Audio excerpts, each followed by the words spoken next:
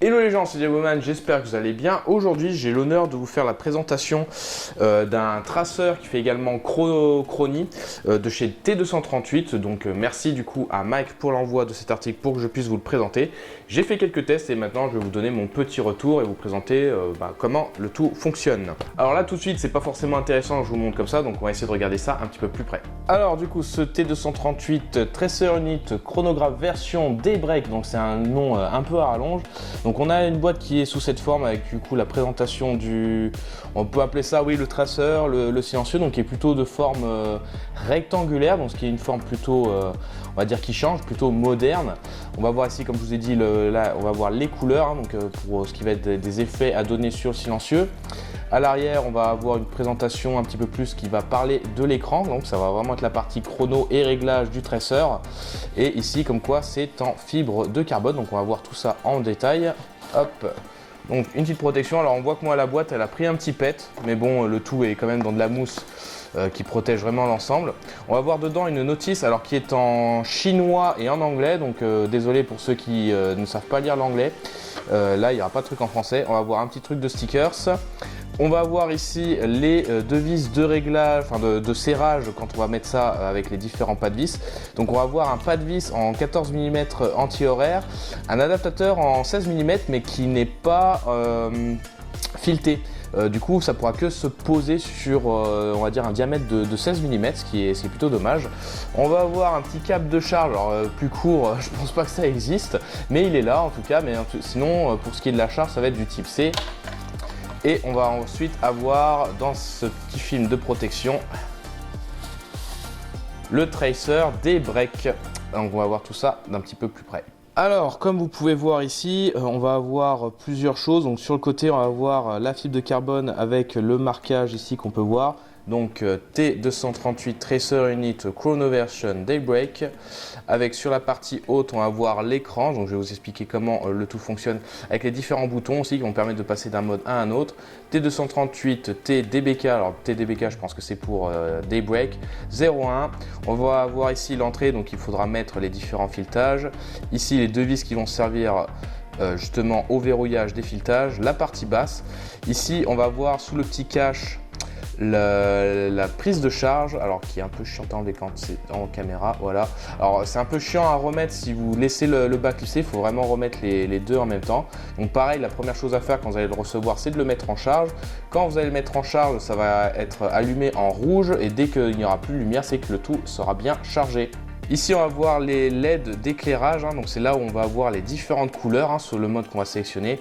Et à l'intérieur, on peut voir un peu tout le système qui va flasher et également faire tout ce qui va être les mesures au chrono. Sur les côtés, on peut voir aussi des petits trous, les vis sur le côté avec cette fibre de carbone.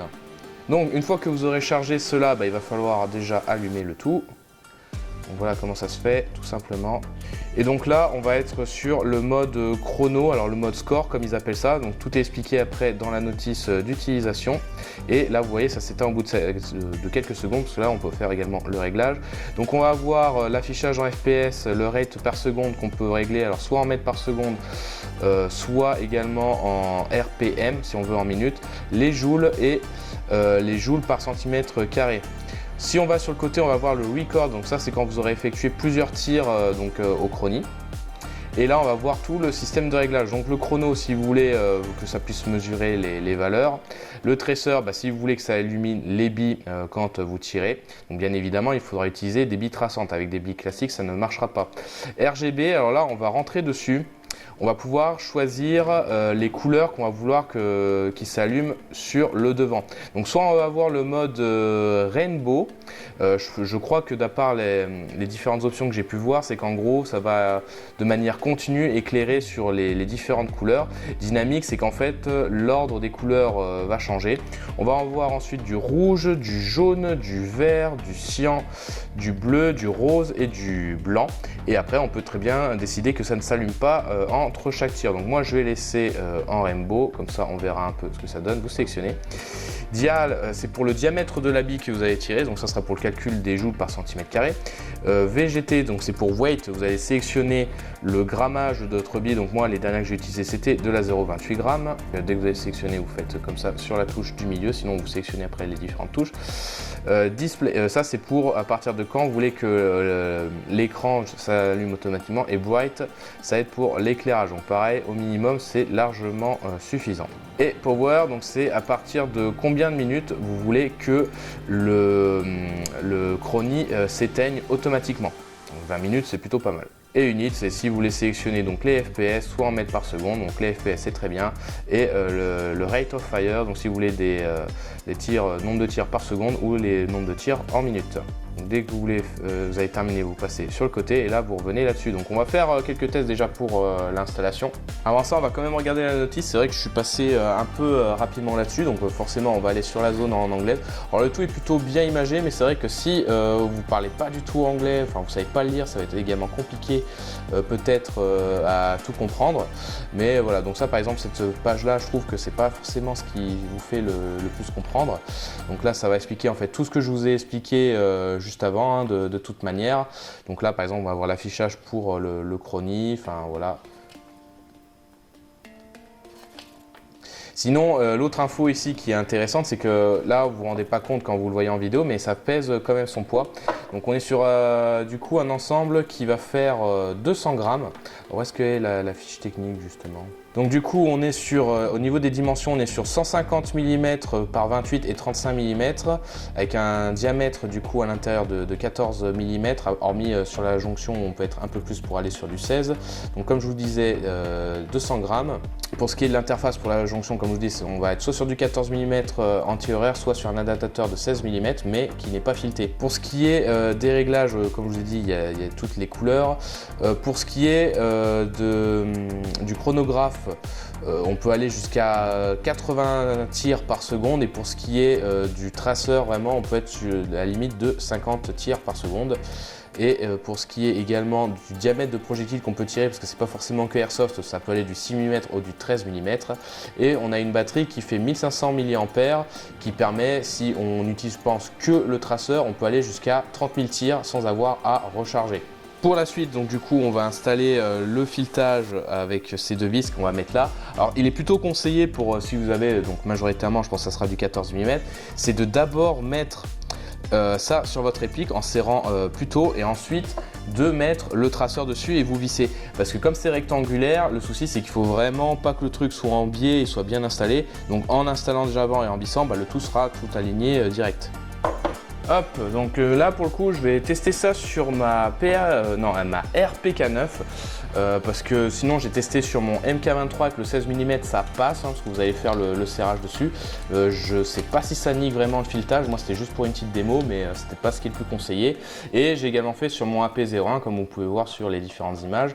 Donc comme je vous l'ai dit, vous allez d'abord mettre le cache, du moins l'adaptateur en 14 mm, donc vous serrez un petit peu quand même, que ça a l'air d'être bien mis, et ensuite vous allez clipser le traceur dessus et vous allez prendre les deux vis pour faire le serrage. Et voilà, une fois que les vis c'est serré, si vous voulez vous pouvez le défaire, comme ça après vous remettez quand vous avez besoin ou autre, mais là au moins quand c'est vissé à fond, au moins c'est bien aligné, c'est l'idée que ça doit avoir. On va faire sous un autre angle pour que vous voyez aussi un peu l'ensemble d'une meilleure manière. Et donc voilà ce que ça donne dessus. Alors après on aime ou on n'aime pas, ça après c'est propre à chacun. Alors j'ai essayé de prendre la réplique qui est peut-être, alors déjà qui est dans les mêmes tons de couleur, parce que par exemple ma M4 qui est plutôt en tan, ça serait pas passé peut-être avec cette couleur plutôt sombre, hein, mais là je trouve que non, ça lui donne vraiment un petit truc comme ça à cette RPK9 dans ce style là.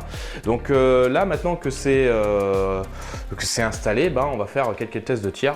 Alors le petit truc dommage, c'est que pour les petits tests vidéo que j'avais avec le AP01 et le MK23, j'ai vraiment récupéré un fond de résidus de billes traçantes, mais là après j'en ai quasiment plus. Donc on va plutôt voir pour l'aspect chronie, mais pour ce qui est de l'effet traçant, il n'y a vraiment aucun souci là-dessus. Donc là je peux me mettre sur le mode de mesure et comme ça je peux voir en direct ce que ça va donner au chronie.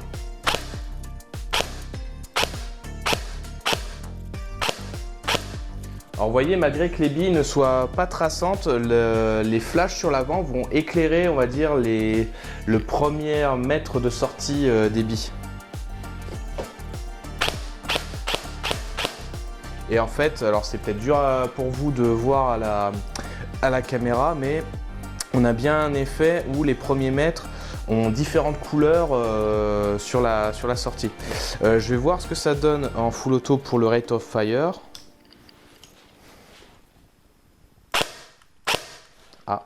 Bah j'ai une réplique apparemment qui a décidé de tirer que en semi.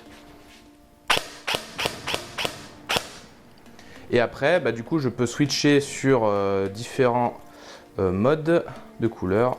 Par exemple, si je veux que du rouge, si je veux, on va aller sur du bleu, un truc bien différent, du vert, tiens.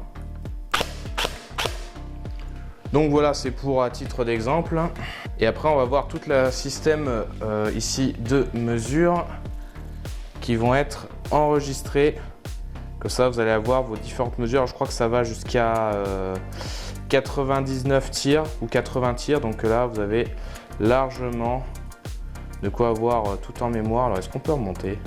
Oui, voilà, donc vous avez toute la mémoire. Donc on voit que le tout est plutôt régulier. On reste entre les 275 et 278. Alors, hormis un tir qui est monté à 351, mais voilà, le tout est plutôt régulier. Alors, l'avantage de ce genre de chronie, c'est qu'au moins, le chronie est toujours au même emplacement, contrairement à un chronie, on va dire, bloc. Donc contrairement à un chronie bloc où en fait selon comment vous allez bouger la réplique ou autre, ça va peut-être jouer sur l'affichage, la mesure de votre chronie. Là au moins c'est vraiment régulier. L'autre truc, comme je vous l'ai dit, j'ai testé avec le AAP01 et le MK23. Alors malgré que ce soit du gaz, il n'y a pas de perturbation sur le fait que le gaz va donner par exemple une fausse mesure. Là il n'y a vraiment aucun souci, ça mesure de façon de manière très régulière. C'est là que j'ai pu voir également que quand je tirais en full auto avec mon AP01, ça donnait des mesures totalement n'importe quoi parce qu'en fait c'est plus mon cycle qui ne va pas. Mais pour ce qui est du traceur, en tout cas ça fonctionne très bien. Également si vous utilisez un GBBR, un PA, et le gaz sur l'avant va donner un effet flamme avec les flashs qu'il va y avoir dessus. Donc je ne sais pas si vous voyez très bien sur les vidéos exemples que j'ai pu faire, mais ça donne un effet très sympa. Je vais vous faire un peu la démonstration de ce que ça donne quand vous le prenez de face. Alors je ne vais pas tirer, je vais mettre une tige à l'intérieur pour vous voyez les différents flashs que ça va faire. Hop, voilà, il suffit de prendre une petite tige comme ça. Alors je vais le mettre, je sais pas, je vais le mettre en rainbow dès que je vais insérer dedans. Hop.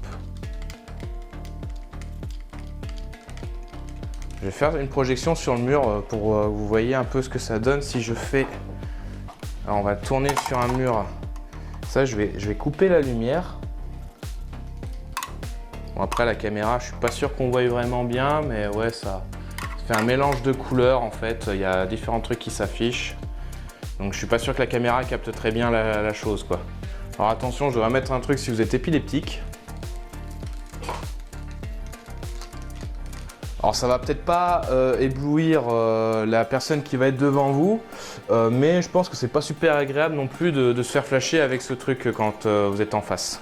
Donc voilà, c'était mon retour sur le T238 Daybreak. Alors pour ce qui est de mon bien, alors du coup moi je suis plutôt content d'avoir ça parce que j'ai qu'un seul chronie, mais là le fait d'avoir un chronie qui permet vraiment d'être fixé sur la réplique, ça permet d'avoir un truc avec des mesures plutôt fiables et vraiment aussi qu'on peut emporter partout. Le côté traceur aussi, ça marche plutôt bien, l'effet est sympathique avec les différentes couleurs qu'on a dessus. Alors je le rappelle, ce qui va changer la couleur, ça va vraiment être les LED sur le devant, donc la lumière de sortie, mais c'est pas vos billes qui vont être illuminées d'une telle couleur. On va toujours être sur des billes vertes ou rouges selon ce que vous avez donné. À l'intérieur, ce sera toujours le même type de lumière qu'on va retrouver sur la plupart des traceurs. Pour ce qui est du look, alors soit on aime ou on n'aime pas. C'est vrai que moi, ce qui va plus me gêner dans l'utilisation vraiment pure de tracer, c'est plus le poids, parce que c'est vrai qu'il fait quand même son poids avec toute l'électronique qu'il y a dedans. Et aussi, j'aurais peur, par exemple, que selon comment on le met, je puisse prendre une bille sur l'écran. Mais moi, ouais, je trouve que le côté chrono est sympathique. Et surtout, là, l'option avec toutes les sélections de mode, c'est assez intuitif et facile à faire. On n'est pas perdu avec faut faire 2 clics, 3 clics pour avoir telle option. Non, l'écran est plutôt simple à comprendre comprendre et intuitif pour que ça s'éteigne ou autre. Donc ça, c'est vraiment très agréable à utiliser. Moi, j'aurais trouvé sympa par exemple qu'on puisse avoir un mode Bluetooth. Alors je sais que ça existe pour certains traceurs, là c'est pas son cas. Il a vraiment pour but d'être utilisé simplement en lui-même et pas avec d'autres applications. Donc voilà, le petit truc aussi que je trouve dommage, c'est qu'on a un adaptateur 16 mm mais c'est pas fileté. Alors ce qui fait que moi je vous ai fait une démonstration, ça passe sur un MK23 mais je sais pas si ça va tenir vraiment bien dessus, et au risque aussi de niquer le filetage qu'il y a sur votre MK23. Donc voilà, moi franchement plutôt satisfait d'avoir reçu ce produit. Je vous mettrai des liens pour pouvoir le trouver. Je remercie encore T238 et plus particulièrement Mike qui me l'a envoyé. Produit très sympathique, peut-être j'utiliserai de temps en temps, c'est pas dit forcément sur le terrain.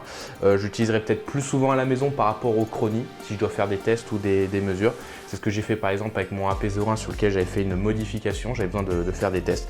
Donc voilà, un très bon produit de chez 238, c'est le premier que j'utilise de chez eux, mais franchement c'est très qualitatif.